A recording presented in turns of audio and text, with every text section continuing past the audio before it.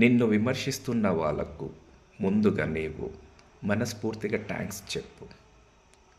ఇది వినడానికి విడ్డూరంగా, చేయడానికి చాలా ఇబ్బందికరంగా ఉండొచ్చు మనకు.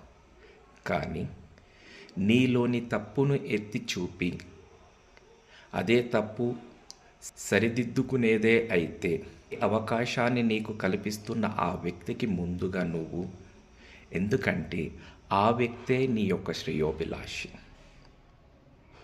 ఒక్కోసారి మనలో ఎలాంటి తప్పు లేకపోయినా ఈర్ష్యతో అనవసరంగా విమర్శ చేస్తున్న వాళ్ళకు కూడా నువ్వు మనస్ఫూర్తిగా థ్యాంక్స్ చెప్పు.